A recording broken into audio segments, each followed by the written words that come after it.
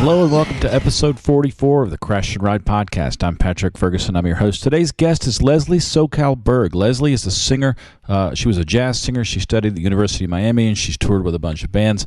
But now she's primarily a music educator, but most importantly, for the purposes of our podcast, she's a suicide survivor. Leslie was on full scholarship to the University of Miami, and she got overwhelmed in her junior year of college and decided to take her own life. And she talks about that very frankly in her interview, and it's a really good talk. If this is your first episode of Crash and Ride, the Crash and Ride podcast is a long-form interview podcast where I talk to musicians who survived anxiety, depression, and addiction. The idea was that if we could cut through the bullshit and have honest, direct conversations about our anxiety and our sadness and the things that affect us and keep us from playing well and being okay and drive us to self-harm, that we could maybe start to root those feelings out in ourselves and find out how other people beat them and how they were able to continue to function and continue to be good musicians. As I've said here and on other podcasts many times, no one is going to help us but us. So if you're out on tour and you're listening on your earbuds right now, if you're sitting at home and you're wondering when your next gig's going to come, or if you're sitting at work thinking, man, I wish I was playing more, man, we're here for you, and we're here to help each other get better and work. I am a working musician. I'm a drummer. I play in the Athens power pop rock band 5/8. I also play with the Tokyo rock band Pinky Doodle Poodle. And for those of you who are regular listeners to the show and you're fans of Pinky Doodle Poodle, things are looking good. We just got their visa application done. I'll let you know what we find out. Should know something the next 2 weeks. I've also played with Chuck Leavell, who happens to be today's guest's uncle. Leslie's mom, Judy, is an actress who's worked with my wife a ton, and her uncle is Chuck Leavell, the keyboard player from the Rolling Stones and the Allman Brothers. And also, her son, Parker, is the bass player in Fishbug, which is, we talk about that a little bit. Parker is this extraordinary musician. He's so young. He's not even old enough to vote yet. And yet, I'll put a link to a couple of their songs in the show notes. You got to check out Fishbug. They are an unbelievably talented Athens, Georgia band. Also, if you're a regular listener or a new listener, the odd-numbered episodes lately have been the shorter episodes where I do a song explication, where I take a song that I love and I just go end to end in it. And with my I'm a drummer, remember, limited understanding of music theory, I kind of explore why some of the decisions were made about melody and about guitar effects and who played on the track and when it was recorded, and I try to contextualize it in the artist's career. And I've done 2 so far. Episode 41 was the first one. I did Born to Run by Bruce Springsteen because I was reading the Bruce Springsteen biography, Born to Run. What an extraordinary book that is. If you haven't read it, it's really remarkable. Bruce's story of dealing with his father's mental illness is the sort of through line for that book. And man, I would love to talk to him one day about that. I mean, any performer listening to this program knows that you can get out on stage and look like you're having the time of your life, and everyone in the audience thinks, man, that guy's got it made. And you know what it's like. You get back to that dark hotel room or the couch in the punk rock house, more often in my case, and you think, oh man, how am I going to get through this? How am I going to keep doing this? I really would love to talk to Bruce about that experience. Also, just this past Wednesday, I released episode 43 where I went through there's a power pop band from Athens, Georgia called the Glands. If you haven't heard of them, I'm very sad for you. They are such an extraordinary band, but for reasons I get into in that episode, they're largely unknown, and sadly, the singer-songwriter Ross Shapiro has passed away in 2016, so there will be no more Glands music, which is just a tragedy of epic proportions. In that episode, I explored their song Straight Down, which is just a gleaming slice of power pop mastery. So check that out if you're interested. Oh, one more thing. If you're a regular listener to this program and you're curious about how things have worked out for a past guest, I've talked to a bunch of past guests lately. I stay in touch with people because most of these people are people that I love very much.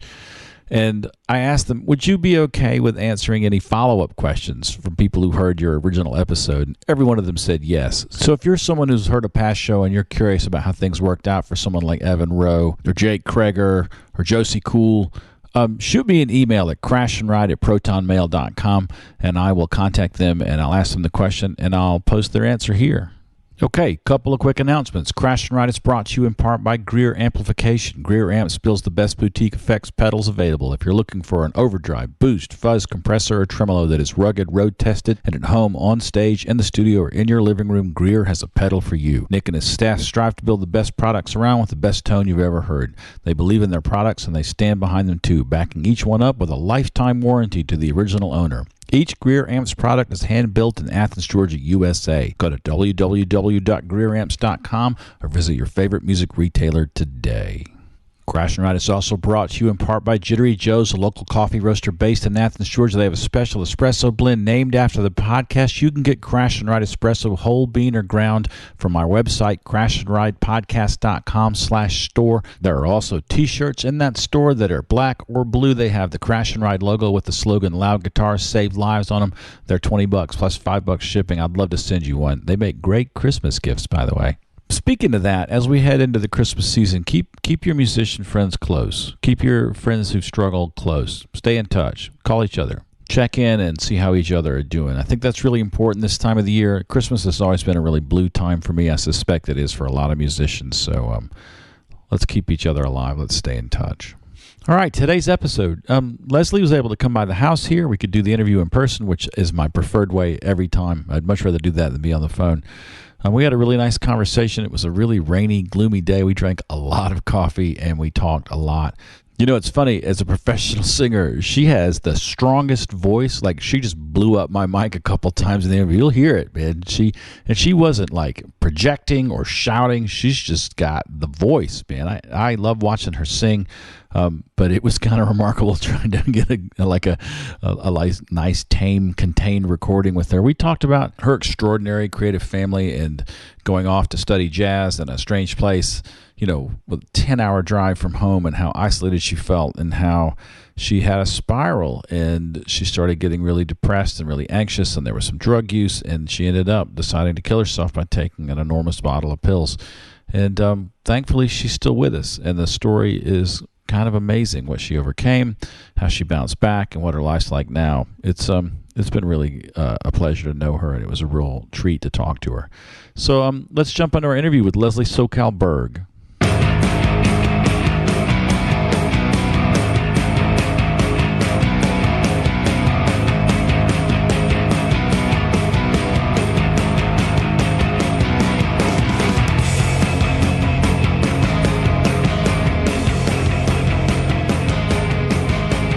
Okay, I'm here with Leslie Sokal-Berg. Leslie is a vocalist, has done a lot of solo vocal work as a jazz singer, but is also a suicide survivor, and she revealed that to me, and that's why I wanted to talk to her this week. Welcome, Leslie. Hi. I don't know how active you've been lately as a singer. I know that you had a couple of years where you were performing all the time, but that was a very long time ago. Since I had my son Parker, pretty much from that point on, I've been more involved with music education. Yeah. So I teach elementary music, and I guess that's more of where my focus is. Mm-hmm. So I guess we should talk about Parker a little bit, because he's in my favorite band, Fishbug. He does not take that lightly. I have talked about Fishbug a lot on the show because I think they're so extraordinary. And if you haven't heard them yet, I'll put a link in the show notes. They're this amazing young band that is like a cross between PJ Harvey and the Minutemen, and it's just extraordinary. That's a huge compliment. He's such a great musician, and Stella, the singer, is one of the most expressive writers and singers I think I've ever seen, much less to be not quite old enough to vote yet. Exactly. Which is astonishing. But you're from a performance family. Your mom is the extraordinary actor, Judy Lovell. That's true. She has done a bunch of work that I have seen here in Georgia, at the State Theater of Georgia, the Springer Theater, and also at some smaller theaters. And your uncle is Chuck Leavell. He is. Yep. It's my mom's brother. Yeah, I toured with him this fall. He's, of course, the keyboard player for the Rolling Stones. Yeah. And he also had a little garage band before that called the Allman Brothers. Well, or my favorite band that nobody mentions is Sea Level. Right. Leavell. Yeah. Right. Yes. Yeah. A fun little play there. Right. We did a Sea Level song with that band that we toured with this fall. It was a great song. Very challenging. Most of their stuff is pretty challenging, but again, it's so good. Yeah. Really indicative of that 70s jazz, rock, funk era. It was really good. Yeah. Chuck is one of the most extraordinarily intuitive musicians I've ever played with, but also just incredibly agile player. Like, not just a great writer, but just unbelievably talented and a tiny bit intimidating. I could imagine. We don't normally play together, so I don't know what that's like. That must be very intimidating. I felt like Peter Tork from the Monkees had been thrown into a room with McCoy Tyner from the John Coltrane Quartet. Like I was like, I played in punk bands. But you were there for a reason. Well, it was really intimidating, but it was wonderful. So you grew up in a household really full of music and art. I did. My mom, as you mentioned, my mom's an actress. My uncle's a musician. My brother actually has a degree in computer animation from SCAD, and he now works for CNN doing computer animation for them. That's extraordinary. My dad jokes that he is a financer of the arts because he's the small business owner, and his degrees are on like biology and mechanical engineering and not music. So you were born in Georgia? No, I was born in Denver. Yeah. Mm-hmm. And you grew up there? No, when I was pretty young, we moved to Arizona. I guess I did. So we moved to Arizona. Like I said, I was pretty young. I was about 5. Uh-huh. And then we moved here to Georgia. And so I did most of my growing up here in Georgia and Gwinnett County. Yeah. It was fine. It was a fine place to grow up, but I'm very, I guess you could almost say, envious of Parker's life growing up here in Athens. It is much different than growing up in Gwinnett County. It's also different growing up with Gen X parents versus baby boomer parents too. Yeah, that's true. But I would even say this, that my parents were very liberal as far as socially liberal. Yeah. And so I very much grew up in a household where everything was open. You were open about your feelings. You were open about where you were going and who you were hanging out with, and nothing was taboo. Yeah. I think that was nice. Well, I think your mom, having a brother and the Allman Brothers at that time was probably a little more cosmopolitan than a lot of the parents of kids you were going to school with. Well, I think both of my parents in general were much more cosmopolitan. They were definitely, children of the 60s, that kind of, that's when they really came up with their identities as people, and and they maintain that today. I think I told you this, they sold everything. They don't have a house, they don't have cars, they sold everything, and they just travel. So they've been living in Oaxaca, Mexico for the past, couple months. I have been following this so closely on Facebook that I think your mom might feel like I'm tailgating her at this point, because I am in love with Oaxaca. Oh, really? Yeah. Few people know about Oaxaca. So that was, I don't want to go down too far down that rabbit hole, but I started studying Spanish on my own years ago and got into Spanish literature and like Pablo Neruda and Garcia Lorca. And got all into that. And then just some like show on Netflix I was watching, they went to Oaxaca on a food journey, and like hot chocolate with every meal, and all the different Oaxaca cheeses, and like they did a whole bunch of stuff on tequila, and I don't drink anymore, so that wasn't all that interesting to me, but the moles and like all they're just incredibly like deep food culture there is interesting to me. And then I started talking to people here because I've done some work with, I don't want to talk about that on the air though.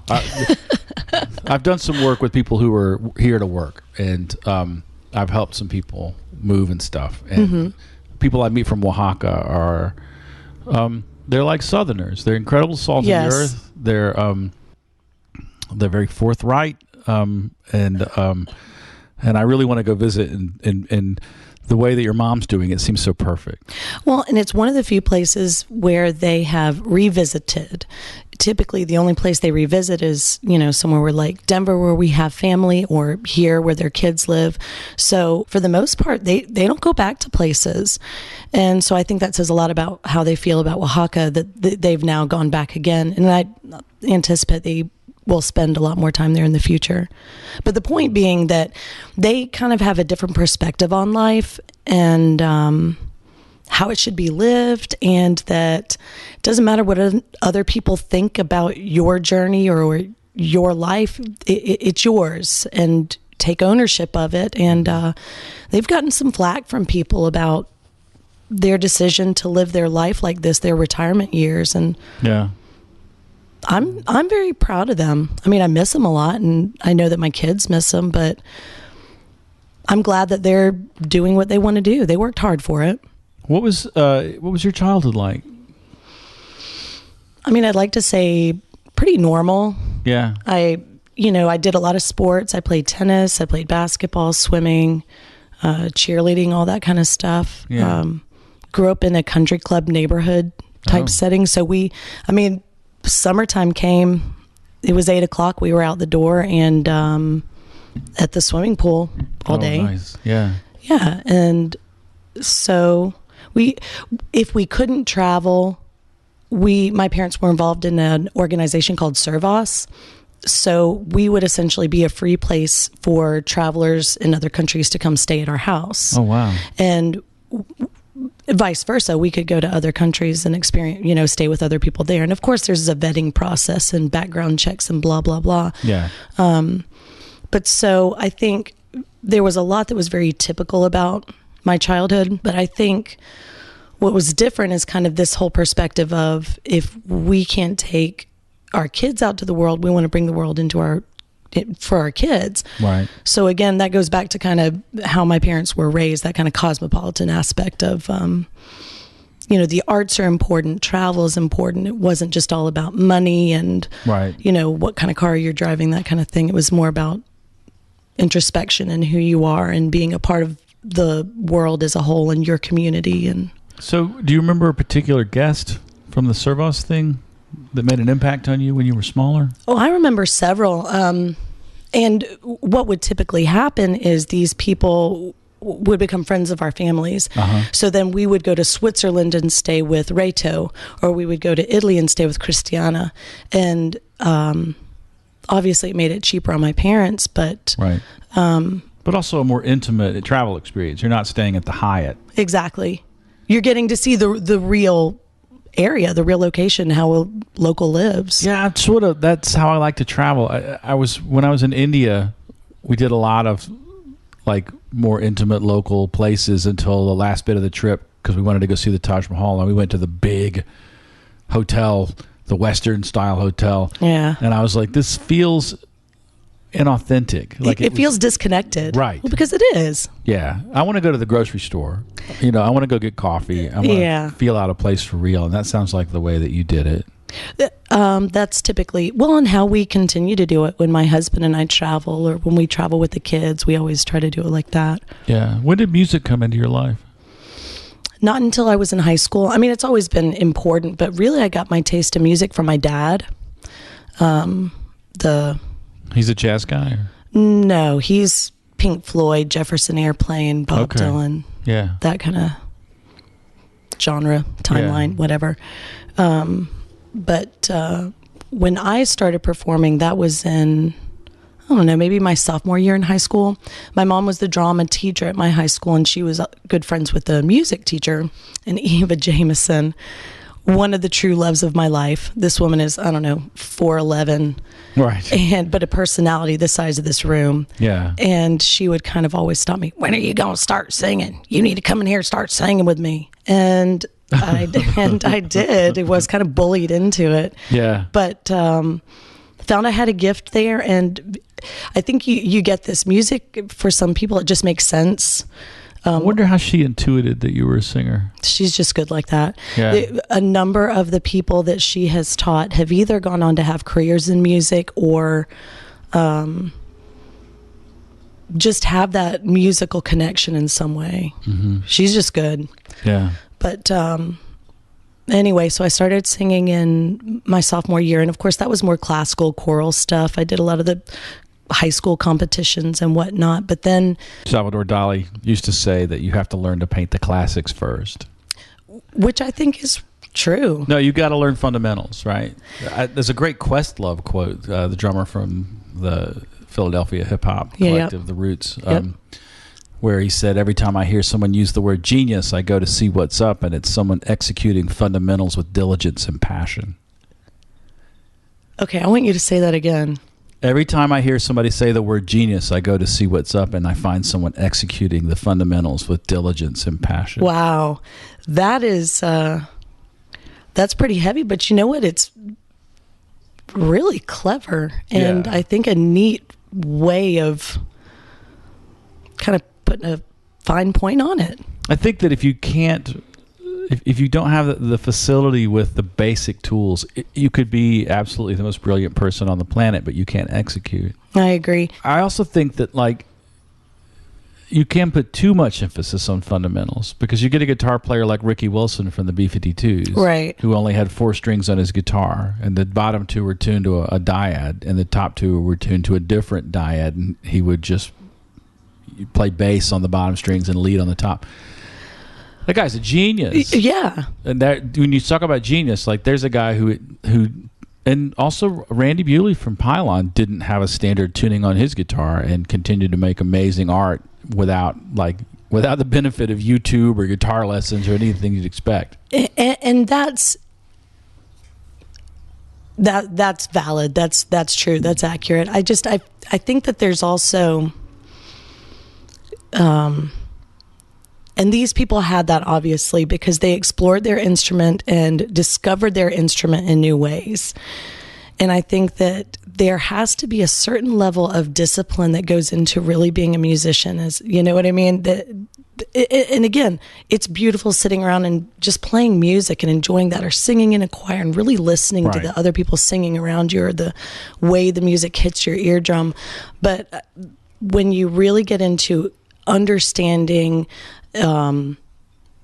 music in whatever capacity that looks like for you. Again, you're talking about people that completely really reinvented their instrument. True. And that's different than other musicians who, like Charlie Parker. I love Charlie Parker. He is not my favorite, because you want to talk about a mechanical machine. Right. And that's somebody who knew his instrument and music inside and out. Yeah.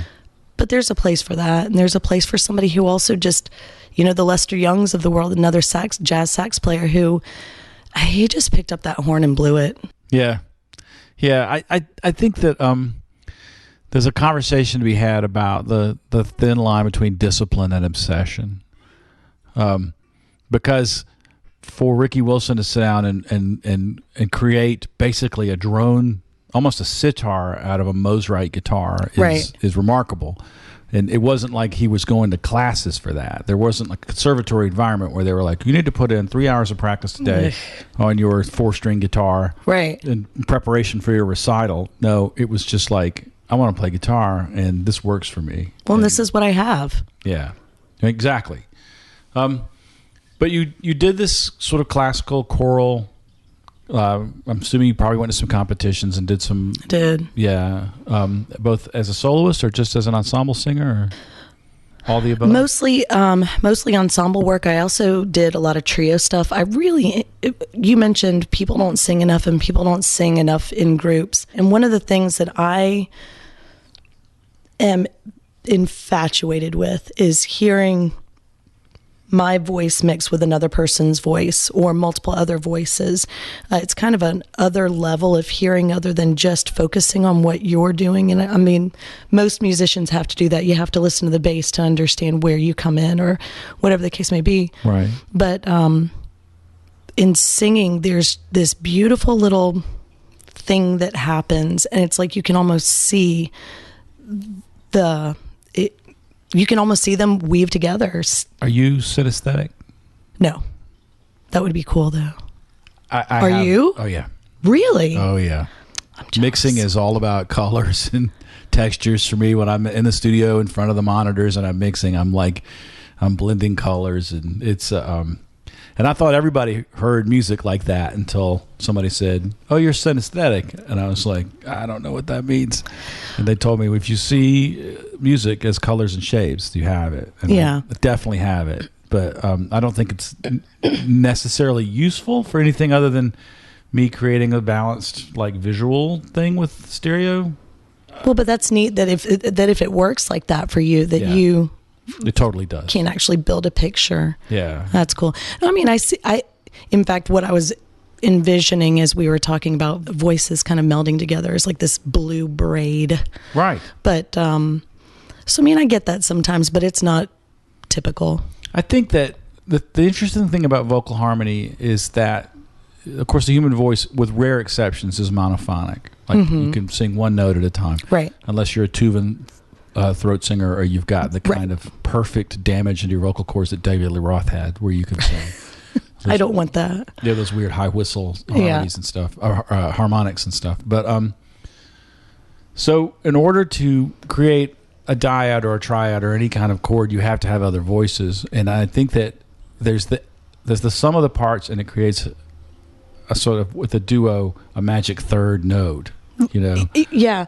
Well, it's like an unheard note. It's like a feeling that's standing in the room there with you. Yes. It's really special.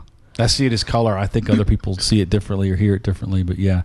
So you were doing some trio and duet work. Yeah, and it was, again, classical stuff. But when I was a junior in high school, we did Anything Goes, the musical. Yeah. And I was lucky enough to play Reno Sweeney, it's just Cole Porter did all the music for it, he's just incredible. Him and Irving Berlin and a lot of that early jazz stuff really is what got me into jazz in the first place. And so it was right after that I was applying to schools and knew that I wanted to study music, and figured that jazz was really where it was at for me. Yeah. So I applied classically to most of the schools, and University of Miami was the only one that really had a good, solid jazz department. Mm-hmm. So I was this close to going to LSU, but the director of the music school there said, or the music department, whatever, said, if you are really feeling this calling towards jazz, I think you need to go to Miami. He said they're bigger, they're stronger than we are, and he said they have a pretty intensive program that I think you would like. So I did. Yeah. And he was right. I'll say this. There's a reason why I got scholarships to all of the music programs I applied to, and it was Eva Jameson, because she did have that program. Every year we won state competitions. Every year her kids won the solo state competitions. And I mean, she's that big of a beast when it comes to choral directing and educating her students. She's just an exceptional teacher, and she put a lot of emphasis onto educating the musician. I mean, we had to sight read. Mm-hmm. To this day, one of my favorite things to do is sight read, just because it's challenging and it's fun. I wish I was better at it. Oh man, when I'm at church, I pick the tenor part because it's different and hard and fun. Yeah. But we had to sight read, we had to work on ear training, and these are all things that I had to continue at Miami. Just jazz is totally different than classical music. Yeah. My mom was an opera singer. Did I tell you that? Really? Yeah. And I did a lot of opera, but... Yeah. My mom's senior recital was supposed to be from The Marriage of Figaro. And she did House of the Rising Sun instead. Oh, she's that girl. She didn't tell anybody except the accompanist. So everyone had their charts out, for That's incredible. My brother has a reel-to-reel recording of that somewhere. Oh, I would love to hear it. I wonder what made her decide to do that. Just personality-wise, who she is. Bloody-mindedness is the English term, I think. I love it. She just decided that's what she wanted to do. She has a hilarious story about doing Papageno on the lawn of the governor's mansion dressed in a chicken suit, too. Yeah. She sounds like a character. She was. And she passed in 2014. I'm sorry to hear it. Yeah, she was full-on diva, though, like her whole life. Most are. I started out as a classical major, and then by my second semester of my freshman year, I'd officially switched over into the jazz department. And it was incredibly... I mean, it was a conservatory without being a conservatory. Right. So... There's a couple of public university music programs that I've heard about that I would qualify as conservatory. University of North Texas's percussion program. Yep. is world class. Right. And it's conservatory level instruction, but it's public college tuition. And University of Miami's jazz program. There's a few more. I can't pull them off the top of my head now, but I hear stories. Well, and it's, I was taking 13 classes. It was only 18 or 20 hours or whatever, but 13 classes is a lot of classes. Yeah. And that's not including practice time I was a jazz vocal major, so there's vocal practice, then you have to take piano, you have to take drum, you have to take set at one point. And so they want you to learn all these other instruments as well as taking ear training and sight reading and the multiple levels of theory, which is all great. And I was lucky enough, I tested out of like the first 3 theories. Right. But that just meant that by my sophomore year, I was taking some of the hardest theory that one can take. Right. And I don't necessarily know I was ready for that. I mean, I made it, but going back to that pressure, I think that teenagers put a lot of pressure on themselves to be what everybody expects them to be. And I think that we as adults don't always vocalize to them that this is your experience, this is your life, that you get to do this however you deem necessary, however you want to do it. And so I think a lot of the time kids try to live up to this ideal that they set for them, that they set for us. The imagined standard that they think that you have. A couple of months ago, I said to my daughter, do you know what I want you to be when you grow up? And she said, yeah. I said, yeah, it's just one thing. She's like, I know. It's like, do you know what it is? And she said, a musician. And I was like, no, babe, I just want you to be happy. Like, that's all I care about, But she was already like, she was looking down the long hallway of her life, imagining that she's going to end up playing an instrument, whether she wants to or not, because that's what her daddy wants. Right, she's stuck. Right. Well, and quick aside, one of my favorite things about my 7-year-old, and he started this in pre-K. Those little pre-K graduation ceremonies, whatever. Yeah, you're 4. Yeah. That's a new thing. It's odd, but I mean, whatever. It's an opportunity to see your kid in a cap and gown, whatever. Yeah. But they interviewed each kid and said, okay, when you grow up, what do you want to be? And of course, there were plenty of, I want to be a dancer, I want to be a cop. And my son Cademan said, I want to be me. Outstanding. Just me. And ever since then, whenever anybody asks, what do you want to be when you grow up? Me. That was so deep. And, it's like, oh, snap. You have so much to teach us, out of the mouths of babes. So it sounds like this was sophomore year you were taking 13 classes, or was it that way from the day? It was from the get-go. Man, that's a lot. And again, it's a conservatory mentality. And I think it's for some people and it's not for others. And some people take it very seriously. And I tried to. Yeah. I think.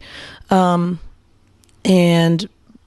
that's when, I guess it was second semester of my sophomore year, beginning of my junior year. That's when I started. It's in Miami. There's a saying, it snows every day in Miami. And there were lots of drugs that were incredibly readily available. Yeah. And I mean, at the school, at the dorms, I was there 97 through 2000. Pablo Escobar was still alive. And it was still Miami, and it was, right. I can't imagine that much has changed there since. It's just, I've always said it's the most plastic society I've ever been to. Everybody is very, very attuned to how much money you have and what you spend and what you drive, what you wear. Well, I think Miami becomes a sort of North Star for a lot of people from the global South. Right. So if you're upper middle class or wealthy and you're from Colombia or Ecuador or Chile, like, you go to Miami to spend your money and sort of show it off. It's just, and of course, there's always going to be places in any community that are good and bad. It wasn't for me. There were pockets there that I found to be very comforting. I love the Cuban community there. All the kids that I went to school with who were Cuban, one of my favorite things was one of my friends turned 21. And, you know, when you turn 21, you go out drinking with your friends and partying and blah, blah, blah. No, he had a party where his grandmother was there and all of his cousins, and it was very much that Hispanic community type event. And there was drinking over on the side, and all of his friends were there, but it was expected that all of his family was there too. And I really liked that. I think it made me feel safe in a pretty unsafe environment. When I've been on tour in Europe, we play these shows in these little towns in the south of Spain, and everyone in town comes from 4 to 94. Like, there's grandparents there and young kids, and you want to clean your language up a little bit in case people speak English. You don't want to offend anybody, right? But at the same time, like, there's something wonderful about it not being this weird, like, separation of the ages, this weird apartheid of, like, and also this kind of the subculture where there's a lot of pathology, like, yes, like you're all locked in this little, I mean, touring in a punk band in the United States, you're in a cinder block room that smells like cigarettes and stale beer, and there's blow in the bathroom. And, I mean, I don't play music to be part of a culture that is completely removed from society at large. Well, yeah. But I think there's also a maturity level that comes with that, or an experience that comes with that, from kind of, it's like you have to get through the cement rooms to be able to appreciate the times when you can play for the larger audiences. Yeah. But also, like, I tend to like outsider music too, and it's not always going to be the kind of thing that goes down great with grandma. But I mean, but that's what I've kind of found. At least in Miami, I found that kind of in the Cuban culture, that there wasn't a lot of judgment or negative association with how these young people lived or what they listened to or whatever. And it could have just been those particular families that I hung out with, because, I mean, you're going to find that too. But, and I kind of find that with my family or my parents' friends, which I appreciate. They, will listen to Fishbug and Parker's music, and they'll say, that is not for me, but you know what, I really appreciate their musicianship. And it's undeniable how good that band is. But thank you. So you said that was one of the few times you felt safe, was at this party with the extended family of your classmate. Did you feel like that was an unsafe environment as a whole? I don't know if unsafe is the right word. I felt like nobody really knew who they were, and everybody was trying to be something that they weren't. At least when I was hanging out with people my age, and I was hanging out with, my friends in college and the other kids in the music program. Mm-hmm. It was just challenging. I had always been so definitive in who I am, and I'd always known what I stood for and what I thought was right. And I think part of that goes along with kind of the coming of age of during that time, is challenging what you thought you knew about yourself in the past. But I think for this, it became a spiral, and I got really, really, really lost and really far away from who I was. Yeah. And I think that for me and my suicide attempt, that was, it wasn't even that I didn't know who I was. It's that I thought that I would never get back to me again. Yeah. And that's where my hopelessness came in, was that I didn't think I'd be able to be myself again. I want to contextualize that experience just a little bit for people who haven't been around orchestral or conservatory level musicians. The ones that I've worked with, when I toured with your uncle, there were all these young string players who were some of the best in the world, and the level of pressure on them to perform, because it's a very narrow funnel of people who play viola when they're like 13 versus people who play viola professionally at 23. Exactly. Is a microscopic percentage. Yes. And so you have to be so good, because there's only so much Arts Foundation money going around for, like, the Buffalo Symphony and the Fort Worth Symphony and the New York Philharmonic. Those slots they fill up. Yeah. And then people live to be 70 or 80 years old playing in those chairs. So, And the young symphonic musicians I've met practice 6 to 8 hours a day. And when it comes time for auditions or performances, they eat beta blockers like candy to control their nervousness or their anxiety. And they are just living an extremely high-stress life. Now you, I guess, how are you, 20 years old, 19 years old? You're in college. I was young. So I was 18, 19. So yeah, about 19, 20 when all this was going down. Incredibly high-pressure environment to perform, to rehearse. Right. Like constantly. Well, and just simply the auditions for solos because we still had jazz choirs too. Yeah. And then you were expected to do solo stuff, and you were expected to duet groups. And so, yeah, I mean, not just practicing, but also, like I said, the auditions. And yeah, God, I will never forget my poor solo teacher, my private vocal teacher. Yeah. I mean, she just hated my voice. And she would always say things like, ugh, you just need to go sing country. And I would think, oh, but shit, I don't want to sing country. I want to sing jazz. Where was she from? I don't remember. I think she was from Texas.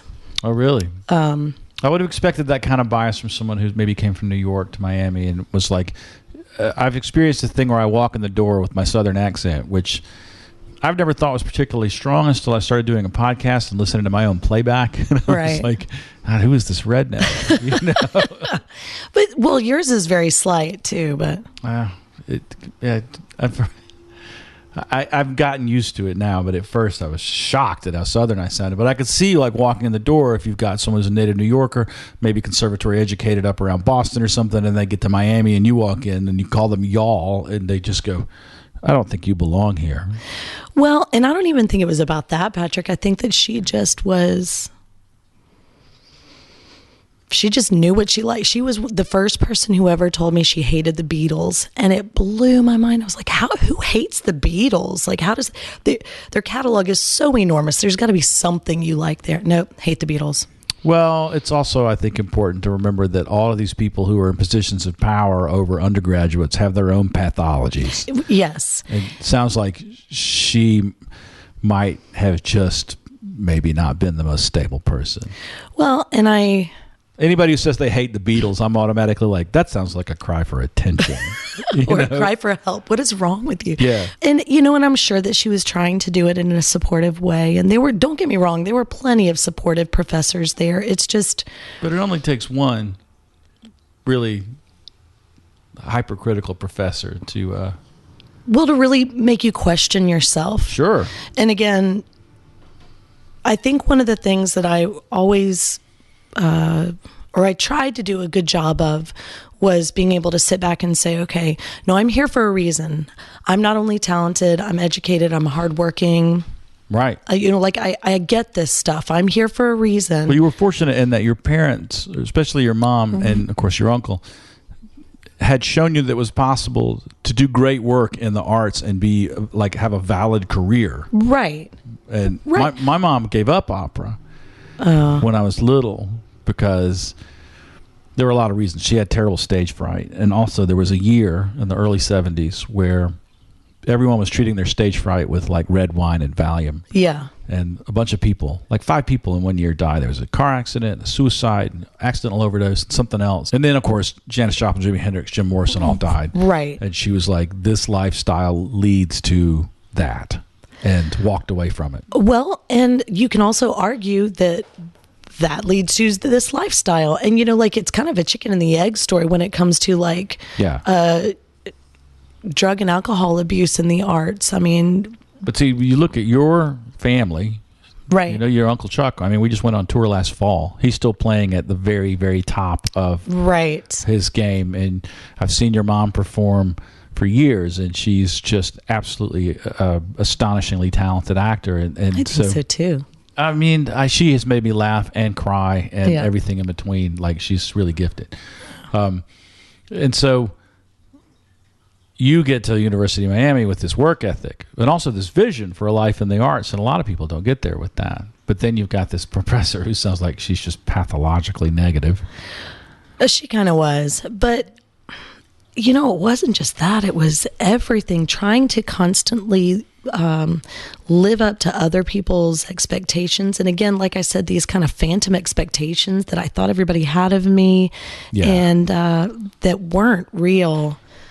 But when you're 19, 20 years old, now that I am an educator and I've done a lot of research on brain development and we know what's happening inside your brain at this time. Yeah. And it is that your frontal lobe is developing and you think the entire world revolves around you. And if anybody's whispering, they're whispering about you. And so again, now I can objectively look back at some of these things that I thought and felt during that time and think, oh my God, it wasn't real. I've had a couple of conversations. I have a friend who's a session musician in Nashville who has had some struggles recently. We were talking about the fact that I could take just about any kind of rejection, except for I take rejection of my musical ability particularly hard. Well, because I think it's the most personal thing to you. It's second only to romantic rejection. Oh, yes. Yeah. But, I say this to my students all the time. I teach elementary music, and we had a 3rd and 4th grade performance yesterday. They do a cute little musical. But then my 5th graders, I teach them guitar. And so we do, like as an opening act for the musical, they do a little sing-along. And I say it all the time to all of them. It takes incredible courage for you to stand up in front of people and to put yourself out there like that. Yes. And no matter what you sound like, no matter if you get up and you forget the words or you forget a chord or whatever the case may be, it took courage for you to stand up and do this. And that's important. And you need to remember that, because I feel like those building blocks in kids that it's okay. It's okay to mess up. It's okay to not remember, to do the wrong thing. And I'm here to support you. That's so important for kids. It's that thing that Lisa says, my wife, all the time. Life skills through stage skills. Yeah. So you're in this very high pressure environment. You're away from home for the first time. Yeah. And you hit your first kind of adult who condemns your work. Wouldn't be the last, but yeah. Right. And this was sort of was that the beginning of this sort of spiral, would you say, or just part and parcel of the whole? I can't really remember one specific event. It just kind of feels like everything started getting heavier and heavier, kind of all at once. And of course, there's that increasing pressure, and you don't want to do anything, but then you have to. Yeah. So you get up, and then you have to work twice as hard at anything. And did you have to overcome your own emotional inertia? Yeah. Yeah. Very much so. And a lot of people, when they first start suffering depression, well, I think one of the first things, at least for me, that it affected was my sleep patterns. Yeah. And so I went through an enormous insomnia stage where, I was sleeping like maybe an hour a night, maybe 2, and nothing would help. And I had a conversation last night with a friend who I've always thought was someone who suffered from depression, but we never talked about it because I don't want to pry into his business. Right. And he told me that it's only been like in the last year that he realized he was depressed. And I was like, really, man? What was your clue? Right. Well, his clue was, and this is why I bring this up, he said that he felt himself becoming increasingly paranoid. Now, when I think of that, I often think of people sort of thinking that their toaster is wired for sound by the CIA or sure.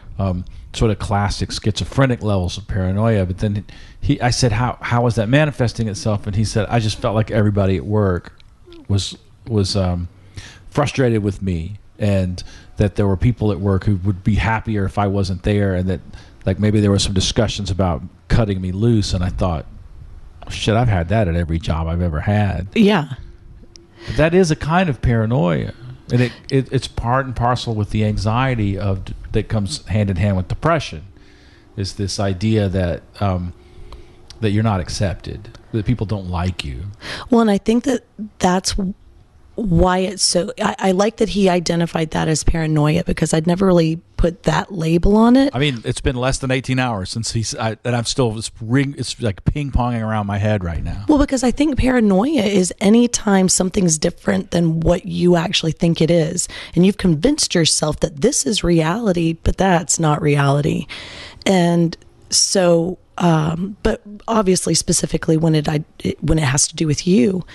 And I think that that's one of the things that is so freeing, is when you work really hard through therapy or self-care or whatever, and you finally get to that point where you're like, I am so good with who I am, it just doesn't matter. All I got to do is go and make sure my side of the street is clean, make sure I'm doing my job, make sure I'm doing it right. And if anybody doesn't like it, then that's on them. Yeah, that's incredibly liberating to get there, but it's difficult. Oh, it's so hard to get there. Yeah. So is this sophomore year? Yeah, that's when it first really started. Right. And what happened to the sort of external quantifiers of your well-being, like your grades and your relationship with your folks? Oh, my grades were all still perfect, because that's just kind of who I was. I just, I will say I got 1 C, but that was in this musicology class that I had to take. It was brutal. But otherwise I still had all A's. I was still getting all my work done. I was doing everything I needed to do. Nope. See, and that's the key, or the thing about suicide, is usually there are no signs. It's not like with self-harm, which I've been learning more about recently. With self-harm, typically they'll tell somebody. With suicide, nobody knows. And so when I made my attempt, everybody, my friends, my parents, my teachers, everybody said she is the last person on earth that I would have suspected was feeling this way. But how long were you contemplating that as a relief for the amount of anxiety and suffering you were experiencing? About a year. Wow. I guess it hadn't been that bad for a year. Yeah. But it started probably that second semester of my sophomore year that I started thinking, God, everybody's life would be so much better if I wasn't here. And then you come up with ways to justify your own existence or why you do things. I don't know. It doesn't make sense, and it doesn't make sense to you at the time, at least in my experience. It didn't make sense to me, which was then its own spiral. Yeah. Trying to, unpack all this insanity and chaos going on inside my own brain. And then just feeling like, okay, just go get schoolwork done. Just go get work done. Just go make sure your grades are good. Make sure you know your parts. Make sure this and that. But there's only so far you can bury your head before your head takes over. Yeah. Yeah, you can't ignore the rising tide of unrest in with your own well-being forever. Right. You could work through it. That's the rock bottom we talk about in all the aholisms: alcoholism, workaholism, right, whatever, drug addiction. Is that for a while you can stay a step ahead of your negative self-talk and bad feelings and self-loathing, but not forever. No, because their brain, it goes everywhere your head goes. Exactly. So, Stupid brain. So there was a year of sort of gradually escalating desire for some relief from the obsessive sadness and anxiety. Right. And was there like an inflection point where suddenly everything just got so much worse, or did... Well, there was definitely a time, I would say, at the beginning of my junior year, when that's when I really started doing more drugs, and I was hanging out with friends that did more drugs, and that's when the real escapism kicked in. Right. Your insomnia, was it related to stimulant use, or was it just... No. Your brain was just working overtime? Yeah, brain was just working overtime. And Mike Biantioni had a long period of sleeplessness in his sophomore year of college, if I recall correctly, and it led to him having a nervous breakdown. I mean, this was kind of a nervous breakdown. But mine, I think, I very much think that the insomnia was more related to the depression. Yeah. And it wasn't... the depression or the insomnia causing. I think so. Just echoing back to the conversation I had last night with my friend who just realized he was depressed. He had not really, when he was thinking of terms of depression, he wasn't sort of visualizing it as a time where you have manic periods, up periods where you feel incredible amounts of joy and you laugh. And he was thinking, well, there's times where I have days where I just can't stop laughing. Everything is just so awesome. And then there's periods of time where I don't even want to get out of bed. And I was like, well, that's the sine wave of depression. Right. And he's like, I know that now.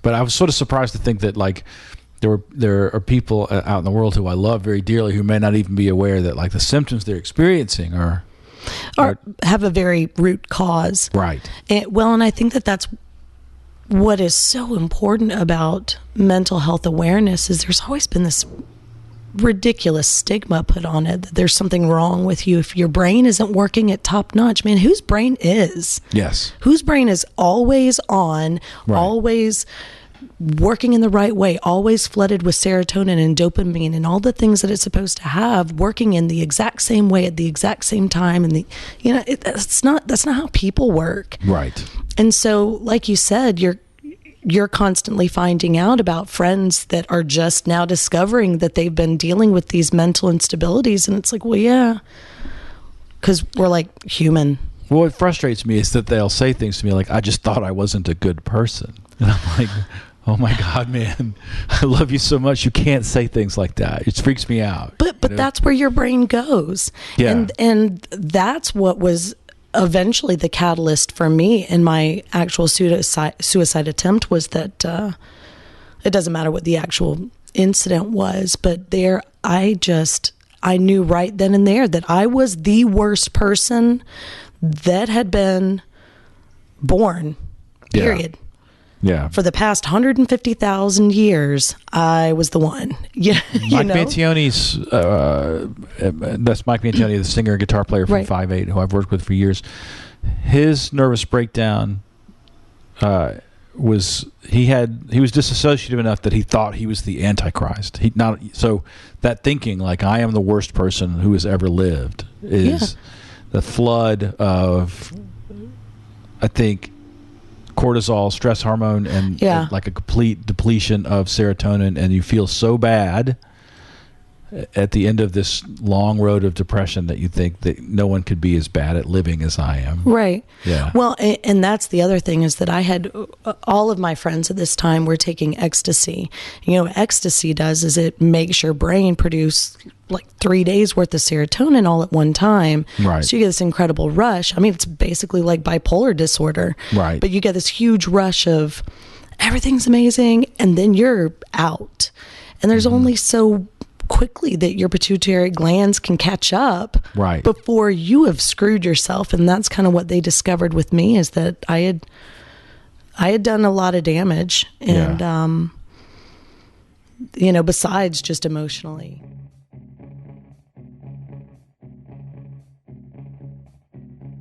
All right, a couple of quick announcements here in the break. Crash and Ride would like to let you know about a new industry-wide initiative focused on mental health called Backline. Backline is a hub for artists, industry professionals, and their families to quickly and easily access mental health and wellness resources. Backline is partnered with leading support organizations and care providers to streamline access to services specifically geared towards the music industry. Go to www.backline.care to get the support you need to thrive, both on and off the road. Now, I spoke with someone from Backline a few weeks ago just to find out what it was all about. And what they do is you call in or you contact them via their website, and they connect you with a caseworker who's familiar with the kinds of resources and organizations that are available in your area. And that's everything from sober companions to travel with musicians who are trying to stay clean on the road, to community organizations that are focused on wellness and well-being for musicians. That could be anything from Music Cares in Nashville or really anywhere in the country to the Sims Foundation in Austin, which is a mental health resource for musicians there. Or if you're in Athens, Georgia, you can go to Nucci Space. Now, Nucci Space is an Athens, Georgia-based nonprofit whose primary mission is to help musicians who are in crisis and try to prevent suicides. A lot of musicians who've been on the show, including myself, talk about how Nucci Space saved their lives. Now, anybody can walk into Nucci Space and say, hey, I'm in crisis, and they'll get referrals. They'll help you find a counselor you can talk to. They'll do everything they can to find people and money and resources to help you get the help that you need. Now, if you're a musician, you qualify to have your therapy subsidized. So I went in there once and said, hey, look, I'm having a really tough time. It's really dark. I don't know what to do with myself. And they said, look, fill out these forms. And after that, I was able to see a counselor for I think it was $15 or $20 a session, which was remarkable. To contact Nucci Space, call 706-227-1515 or go to nuci.org. That's 706-227-1515 or go to nucci.org. Also, if you're experiencing anxiety and depression and contemplating self-harm and you need help right now, call 1-800-273-8255. That's 1-800-273-TALK. That's the National Suicide Prevention Lifeline. It's 24/7. It's free. It's confidential. They have volunteers who are trained to talk you through your crisis. 1-800-273-8255 or go to suicidepreventionlifeline.org. All right, let's jump back into my interview with Leslie Sokal-Berg.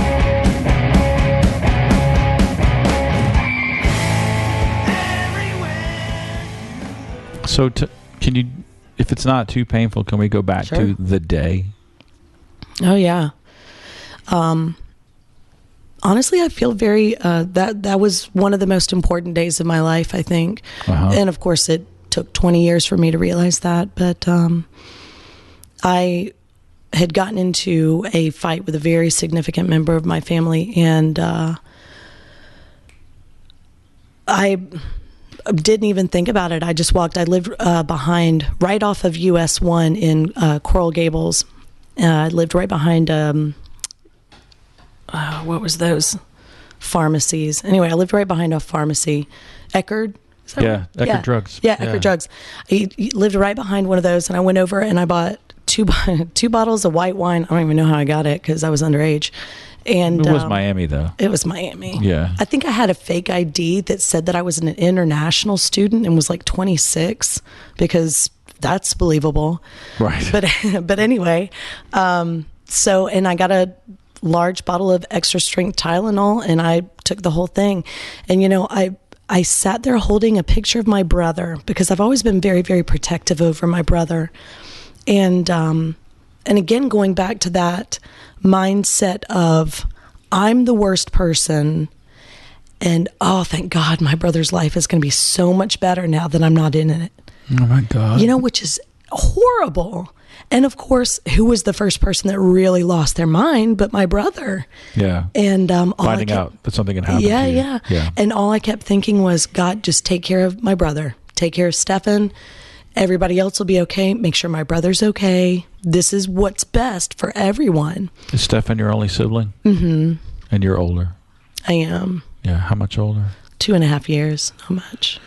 It sounds like this was kind of a snap impulse. Mm-hmm. Very much so. A lot of suicides they're discovering aren't planned in the long term. No. Someone has that option in the back of their mind as a thing like, I would like to end my suffering, but there's not a tremendous amount of planning. It's just like there's an impelling event, right? You had this argument with a family member. Right.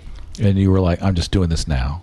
Well, and I think, at least for me, and what I've learned from a lot of people who have suffered with depression or suicidal thoughts, is that there's always this romanticized planning beforehand. It's like, it'd be, I could slit my wrists, or I could do this, or, but at that moment, when the attempt actually comes, it typically is nothing you've ever even thought of before. At least for me, I'd never even thought about taking Tylenol. I didn't know what that would do. You didn't know that it would cause your liver to... No. Yeah. I knew that it would fuck me up. Right. but I didn't know. I had no idea what the symptoms would be, what long-term damage would be, that kind of thing. Yeah. Well, you weren't thinking long-term.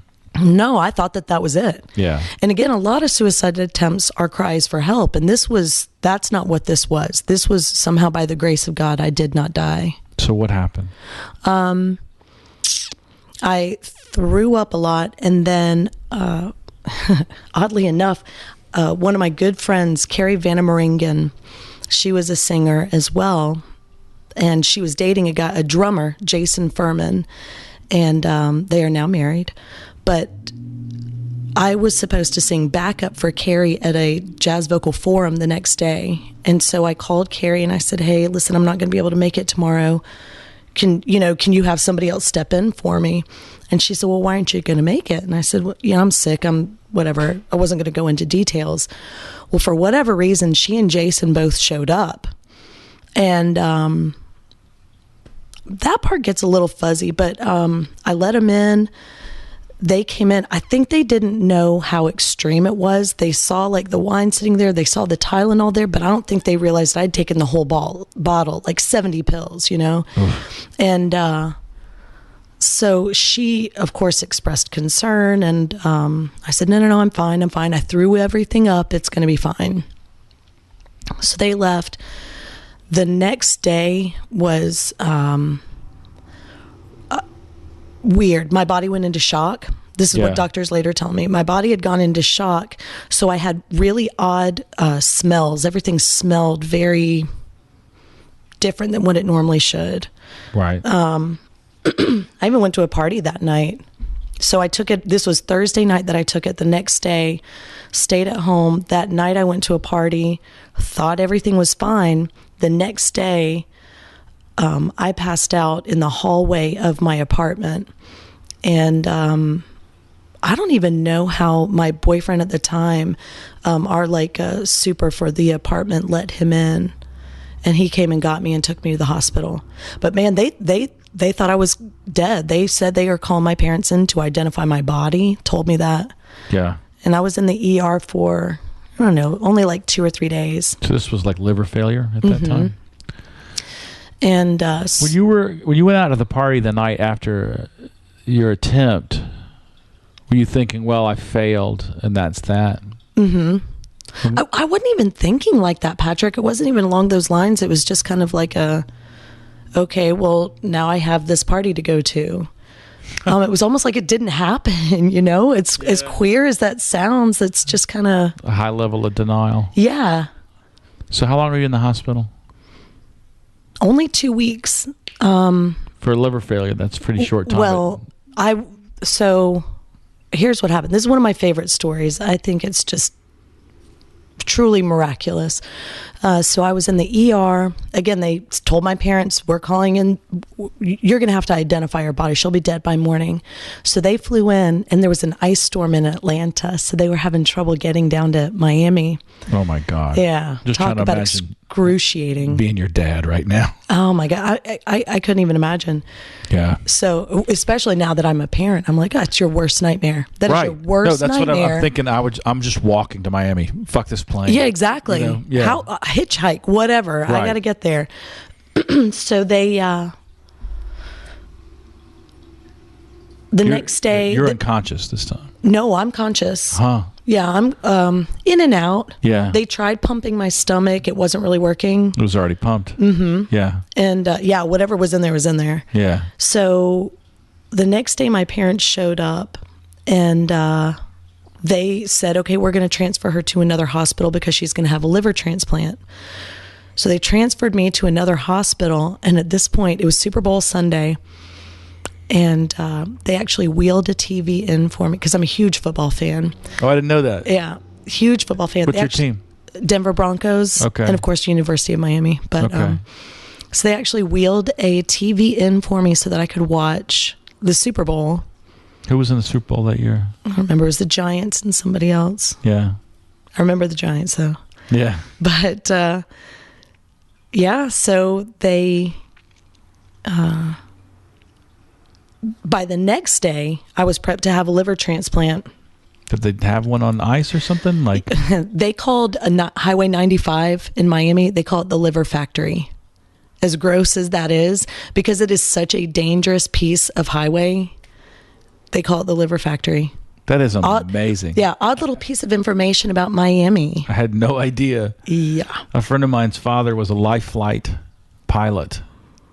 You know, the guys who fly the helicopters for the trauma stuff. God, that would be a hell of a job. He calls motorcycles donor cycles. Well, and there's a reason why. Yeah. I mean, don't get me wrong, I would love a motorcycle, but I mean, I'm a big fan of two wheels, but I don't do it anymore because I'm a dad. Yeah, we have other responsibilities now. Yeah, but and then also having conversations with this guy, like his weekends were spent just scooping up livers. That's all over Florida. Yeah, flying into, because there's no helmet law. And, who needs helmets? Right. Maybe that's Floridians' version of birth control. Is the no helmet law? Like, don't worry about him. He'll be dead in 2 weeks. That is so dark. We can get dark. But yeah. So you're waiting for a liver. Yeah. Prep for a transplant. Yeah. And then the next day when I was supposed to have my transplant, I was fine. My liver was fine. And I don't even know how they calculated this, whatever. They said, okay, her liver is fine now, but her kidneys have failed. So now she needs a kidney transplant. And my dad was actually going to give me one of his. Yeah. So I'd do it. Yeah, if my daughter needed a kidney, I'll get it out myself. Just give me a minute. Yeah, exactly. I only need one. Right. I got a good one. Yeah. But so I was set to have surgery the next day. And the next day they said, we can't figure it out. She now no longer needs a transplant, but she has to be on dialysis. So I was on dialysis every day, 4 hours a day for 2 weeks. I was in ICU. And they were talking about putting a permanent catheter in my wrist because for the rest of my life I was going to have to go get dialysis weekly. And after 2 weeks, it's the weirdest thing. The doctor came in and she said, I don't understand this, but your creatinine levels are fine. It's like nothing ever happened to you. I said, well, what the fuck does that mean? Yeah. She said, what the fuck does that mean? And so she said, all right, well, you can go back to Georgia. But right, so you're out of school at that point. Yeah, this was like I said, it was Super Bowl, so it was January. School had started back, but at that point, I'd basically dropped out. Right. So, or just I wasn't going to class. If you could talk to the Leslie who was in the week prior, what would you say? It is just not that bad. Yeah. It is just not that bad. Give it a week. Let's take a step back for a second. Take a step back and look at all this from a bigger picture perspective, because I think one of the things that happens when you're knee deep in depression or neck deep in depression is... Or eyebrow deep. Yeah. You get funnel vision. Yeah. Everything's, or tunnel vision or whatever. Everything is microscopic. Your view of the world is so tiny. Yeah. And so one bad thing goes wrong and everything's crumbling. And yeah. Now imagine, this is a horrible thing to say, but if you thought Parker was in that situation, I know that's... No, but that's important. I mean, because you have a teenager, and I'll tell you what, if there's one thing that I am realizing as the mother of a teenager, it's that I don't know shit. Yeah. I don't know anything. And just when I thought I was a good mom, I am completely backhanded with this, like, you don't know shit. Mm-hmm. So I do entertain those thoughts sometimes. Like, what could I say to my son? You mean like if he was in that? Yeah, if you thought that he was in crisis. I think I'd say the same thing. Right. We need to take a step back for a second. You definitely need to get help. But again, I think that now it's so much more acceptable being mentally unstable or having suicidal thoughts or being in crisis, or I think just this newer generation, well, in our generation, we're much more in touch with what's going on inside of our brain, and rightfully so. But, maybe it's because the past has bit us hard enough that we now understand how important it is, and we're telling that to our kids. But I think I would tell him, let's go talk to somebody. Yeah. This will change. This will pass. Right. But you got to give it time to pass. So let's talk about the process of clawing your way back. So you come home back to Georgia. I'm assuming you moved into your parents' house. I did. And then what? I was with them.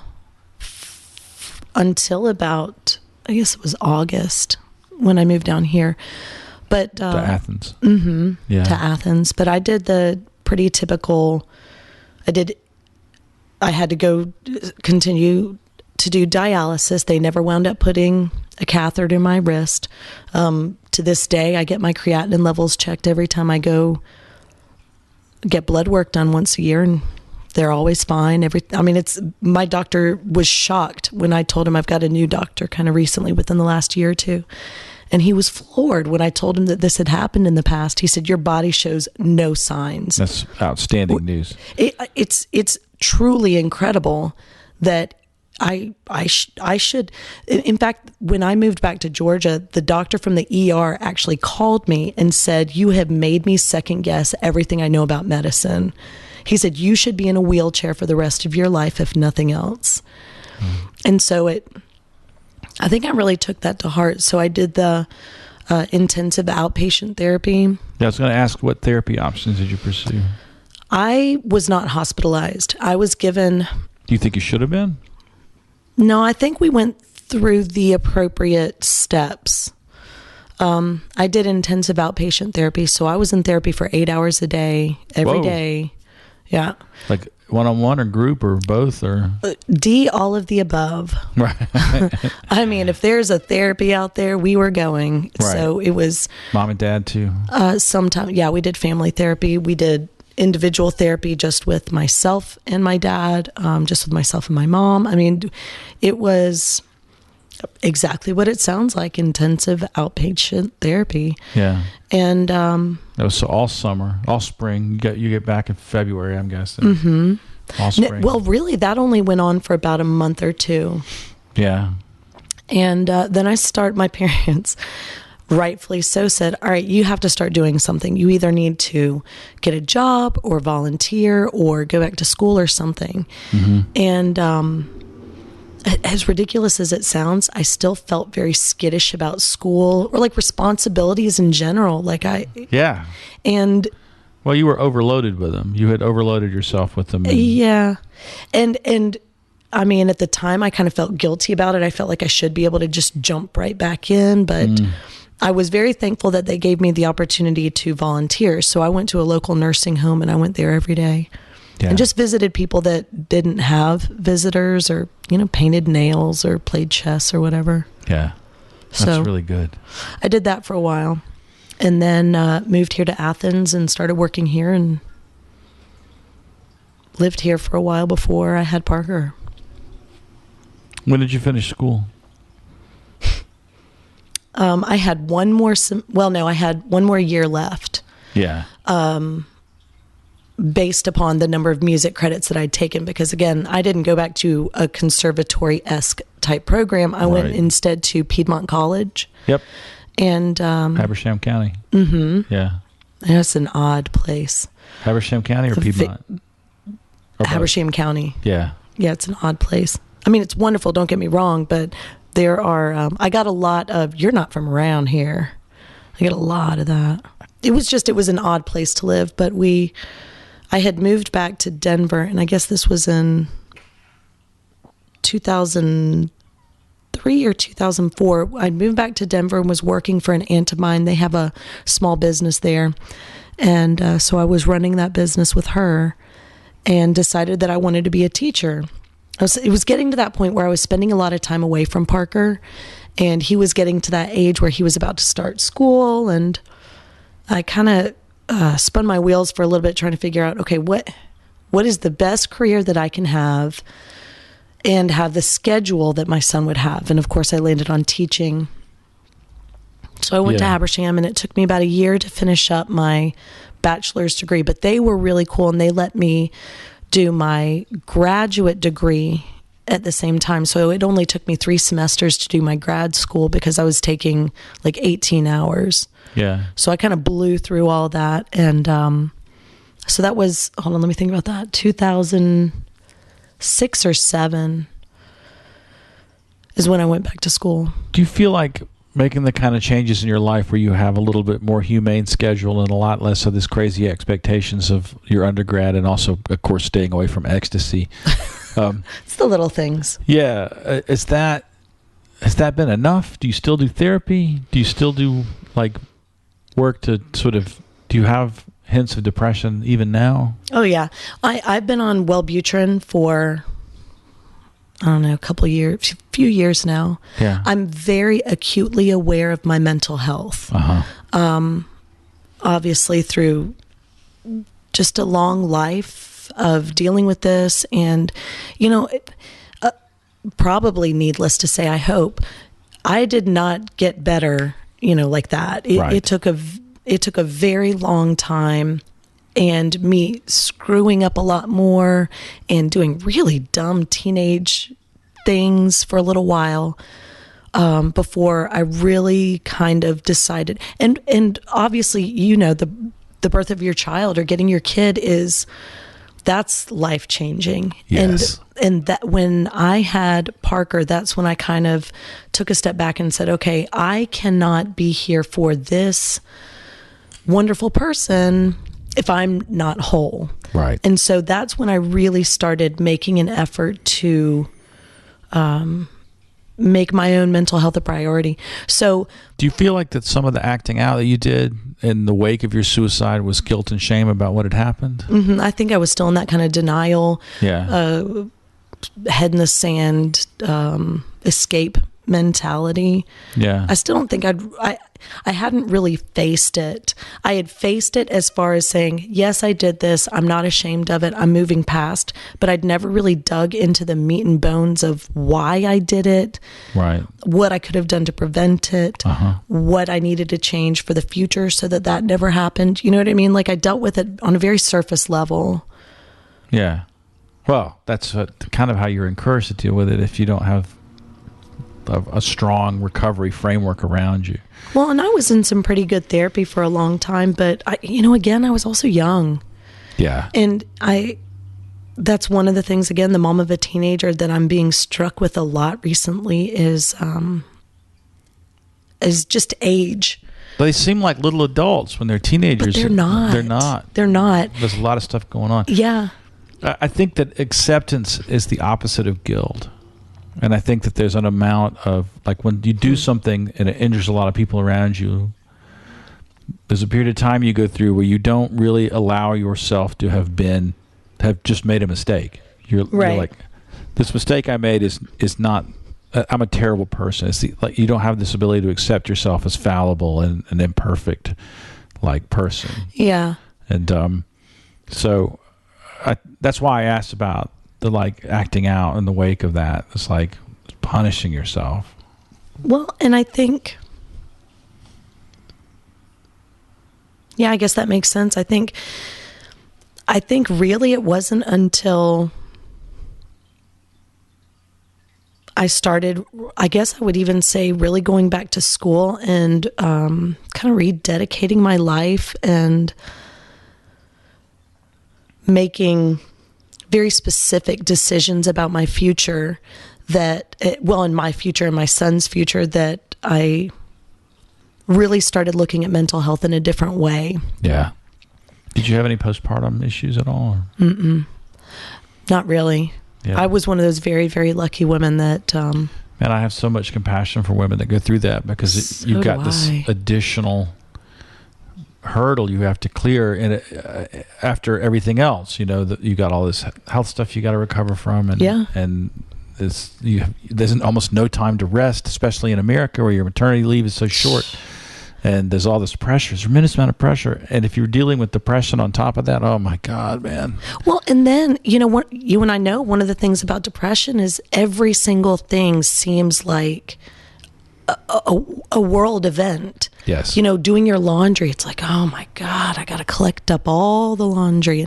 And of course now I'm mentally well, so it's like, just do the laundry. Right. But when you've just had a baby, you know how much work there is. Right. So I can't even imagine how daunting every single little task must feel. So I'm with you. I have just a huge spot in my heart for moms. I think the atomization of capitalism really does a huge disservice to people raising kids. Well, I think it's just straight up ignorant. I think you're... The fact that, like, when I was born, my mom was living at my grandparents' house made things so much easier for her. The fact that they were never more than 10 steps away was huge. Yeah. And we joke all the time that I had Cademan, my youngest, he's challenging. He's wonderfully, thoughtfully smart. He's hilarious, but he's a challenge. And we joke all the time that God gave me Cademan when he knew that I would have my husband and an older brother and myself, when there would be 3 of us around at all times. Team Sokal-Berg. Yeah, that's right. We got this. Yeah. We've got jackets. Yeah. But, so you do some ongoing work. You monitor your mental health pretty closely. I do. Yeah. And I think I'm, and I don't really read self-help books. I read, I'm jumping back into, have you read Letting Go? Yes. By Hog? Yeah, I'm rereading that one again. And it's one of those books that I feel like everybody needs to, every once in a while, jump back into that, because I found that there's certain books in my life, that one included, where you can just randomly open the book to a page. Any page. Right. And you're like, that makes so much sense. Yeah. Oh, I was joking when you said I don't really read self-help books. I was going to say nobody really does. They just sit on the nightstand. Right. Exactly. They sit there. They're there for your glasses, so you can put your glasses somewhere at night. But one of the things that I love about the school where I work is we put a lot of energy and thought into trauma and having a trauma-sensitive classroom, because a significant portion of the students at my school suffer from some sort of trauma. You're not just looking after your own mental health now. You've also got a classroom full of students you're keeping an eye on too. Well, not a classroom. I teach music, so I've got 543 kids. Yeah. And but you're a mandated reporter, right? I am. People who don't know what that means, if you're a professional educator, a healthcare professional, or law enforcement officer, or you work with the fire department, there's a law that says if you suspect that there's abuse happening, you have to report it. Yeah. And you've done that, I'm sure. Mm-hmm. How many times did you guess you've done that?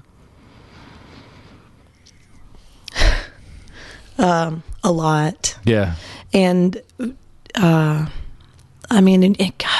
it's incredibly heartbreaking when you hear about some of the things that these poor kids have to go through, and when they come to school, and you just know, you know what's been going on at home, mm-hmm. and and these poor teachers are asked to have this kid sit at a desk for 7 hours and work on writing. And meanwhile, this kid, his cortisol level is through the roof, and all he's thinking is fight or flight right now. Right. And you're trying to get him to take a MAP test, and it's like the disconnect is just astounding. You hear this argument from people who are fiscally conservative, and by that I mean sociopaths, who say that you can't just keep dumping money into schools if it's not having any effect. And to that I say, I would love more money. Right. Well, can we at least try it?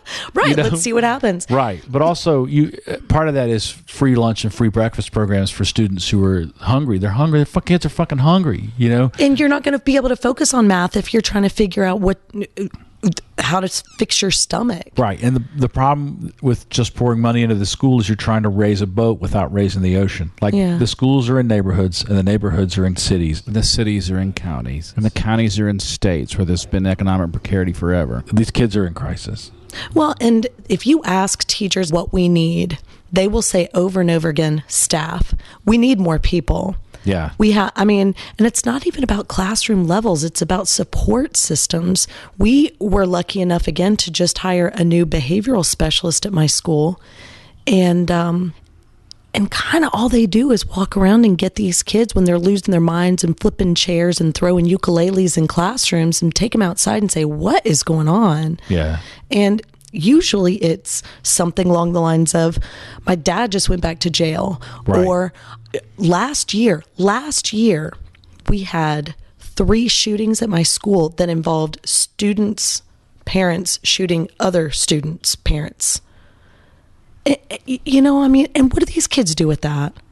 What do they do with that? They don't know. They don't understand how this works. They don't. If you're lucky, you can catch these kids when they're still young enough and raw enough that you can kind of help them actually contextualize that. Because if they're allowed to grow into the hardened attitudes of the sort of people who will shoot someone else's parents, it becomes a pipeline. Yeah. That's how we get our pipelines. And that's what I think is just so discouraging about a lot of this is there's only so much we can do in the classroom. Yeah. No, it's the boat in the ocean. Yeah, exactly. Yeah. So I usually wind these up with a series of 10 questions. I think we've talked about a couple of episodes, so I know you've heard the podcast. So if you're ready to jump in, I should do it. I can't remember what the questions are. But that's okay. At least it's not going to be a complete surprise. I think I've got a couple. Okay, what is the fondest memory you have of a meal that you've had? I've been thinking about this one a lot because I was paying attention. First of all, may I say that my family worships food isn't the right way to say that. We were talking about your mom being in Oaxaca, and I forgot something that I was going to mention, which is that I was in a restaurant, and there's a taqueria here where a lot of the people there are either from Guanajuato or Oaxaca. And one day I was in there, and there was this big bowl of flowers, these bright yellow, beautiful flowers behind the counter. And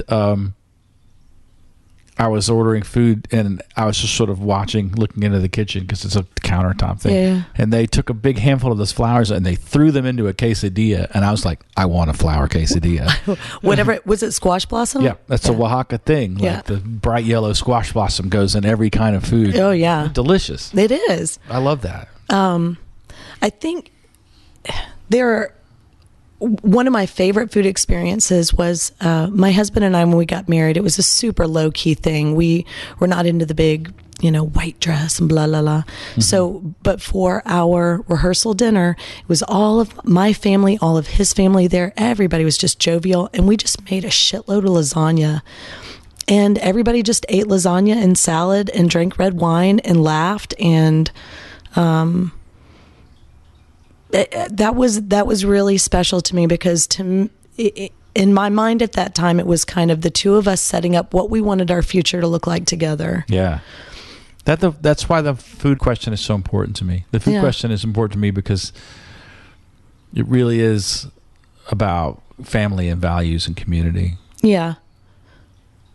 So that was a big one for me. Yeah. The second question, and I offer people sometimes two options on this because, especially for women, the question as it was originally framed could be really intense and triggering. But the two questions are either what is the most frightened you've ever been, or tell me about a time that you were braver than you ever thought you could be. I think as a parent, any parent's worst fear is usually centered around your child. Yeah. And I had a scare not too long ago with my oldest, and I think that's the most frightened I've ever been. Yeah.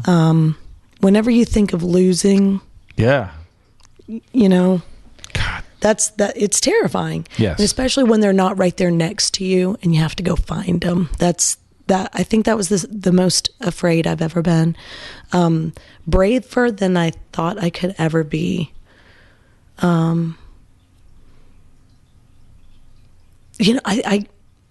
The only thing that's coming to mind right now is when I had a cush job back in Colorado. I was living with great friends, or we had our own house, but I had great friends, great family, still do, and decided that I needed to give that up to spend more time with my kid, and so just stuck myself and my dog in the car and drove cross country it was back to Georgia. My parents were living, an hour away, but yeah.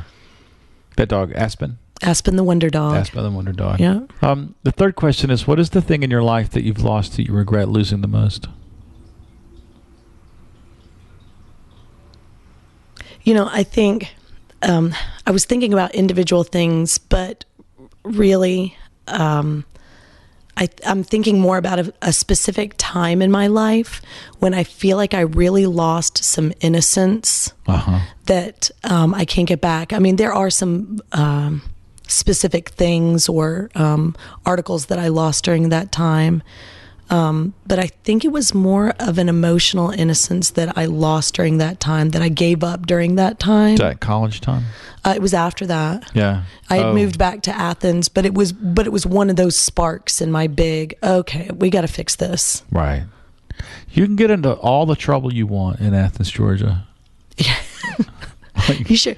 Trouble is waiting for you. Yeah. It's funny because it's in many ways just a quiet little, like, North Georgia college town, but It's got dark corners. yeah, without a doubt.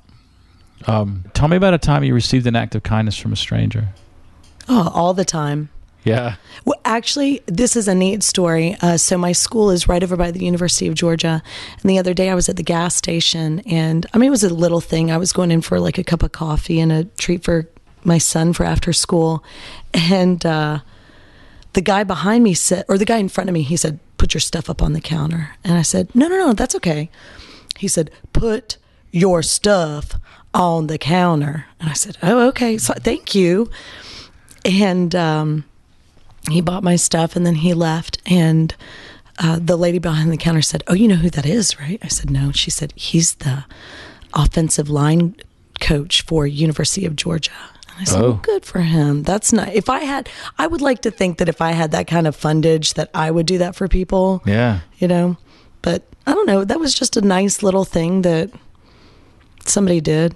Lisa met Mark Richt once, the former head coach of the University of Georgia. And University of Miami. Yeah. Oh. He went to Miami after he left here. And they had a great season, as I recall. Yeah. Yeah.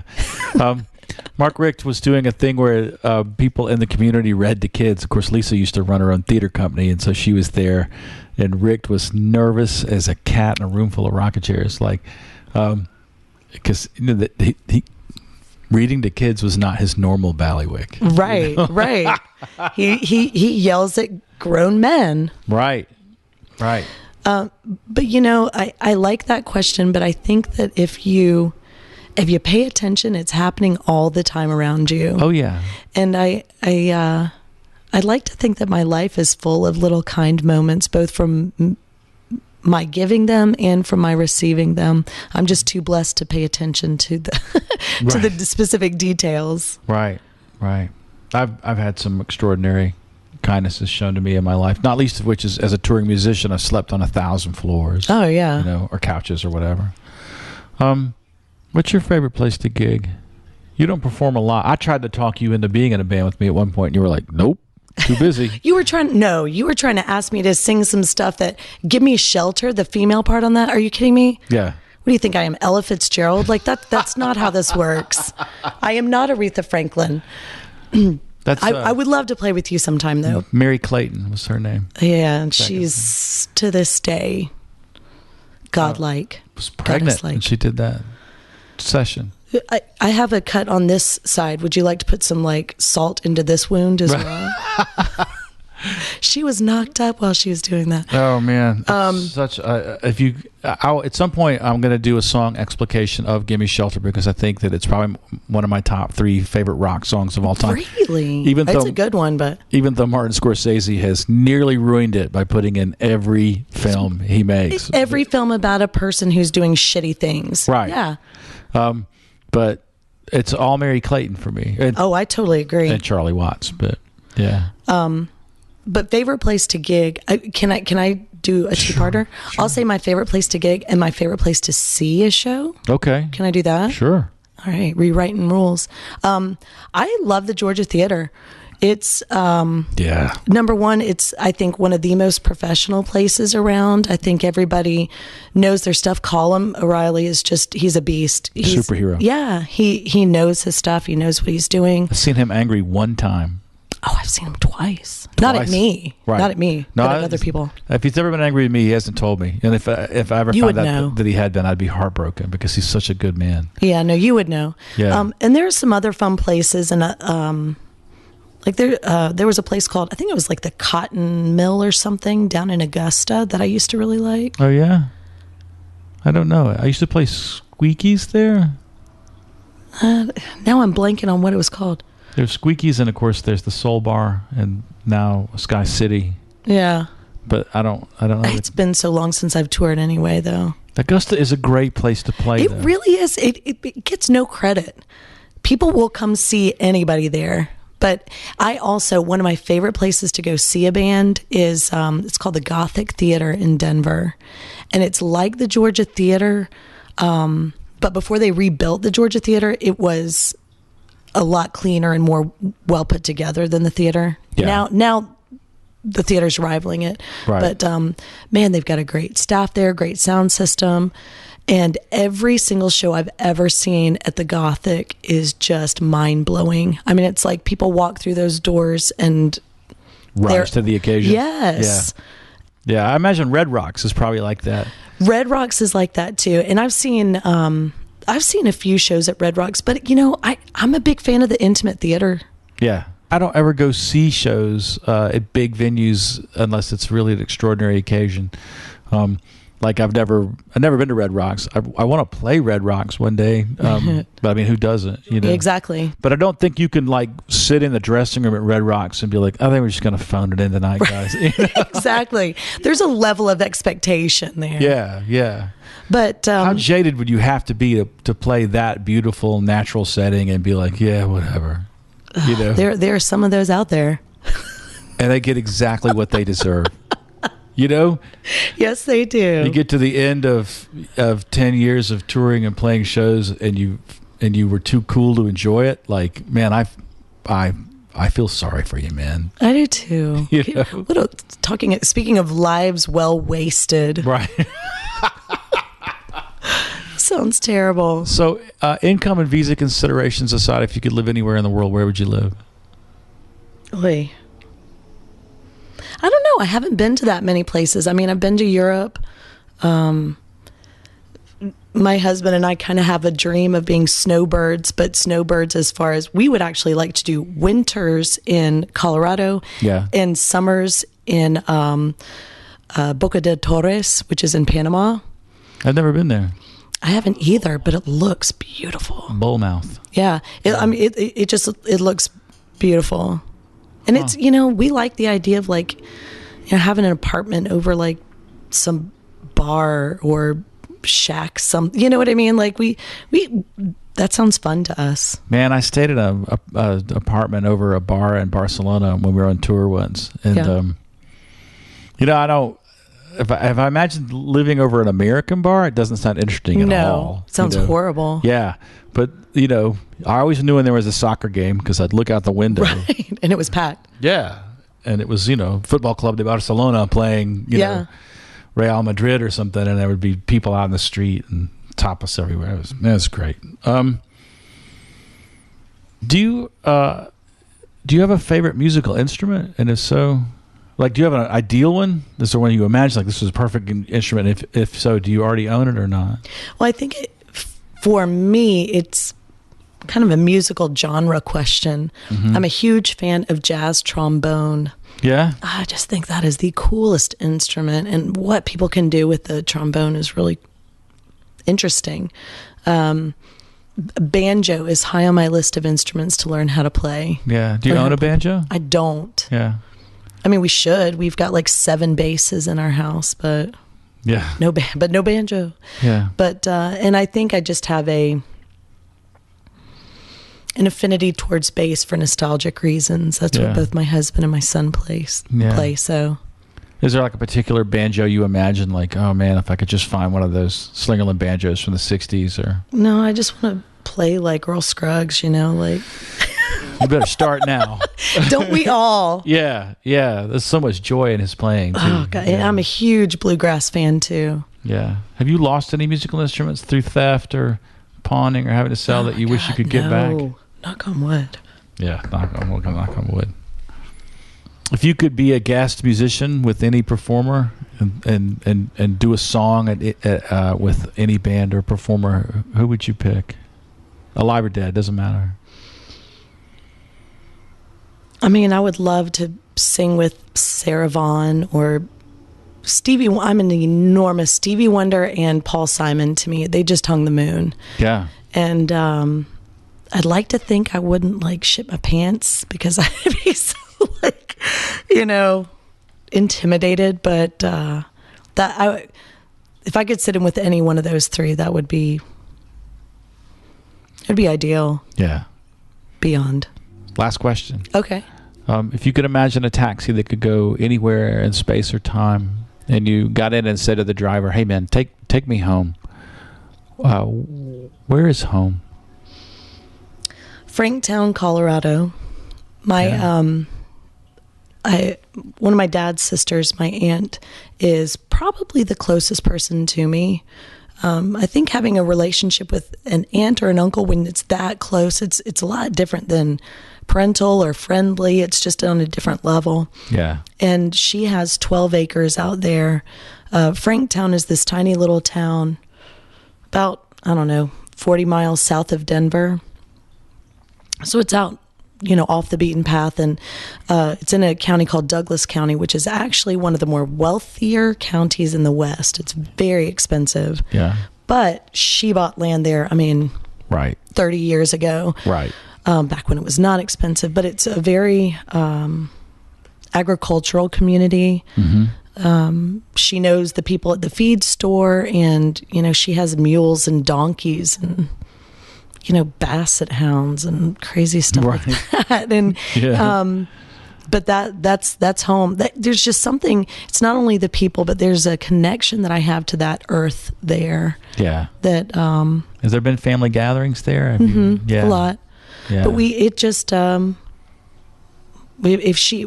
have this in writing. If she ever decides to sell it, I get first right of refusal, but only at price tags from 30 years ago. Right.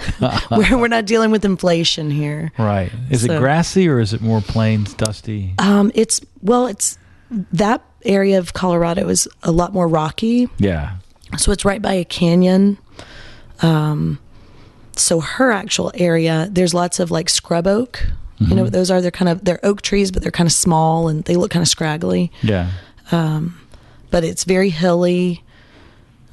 It's just beautiful. And then if you look to the west side of her house, about maybe 50 yards out, there's this huge rock outcropping.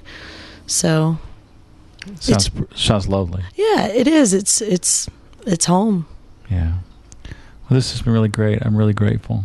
Thanks, Patrick. I really enjoyed it. Me too. Thank you for the offer. Yeah. Or the invite. Yeah.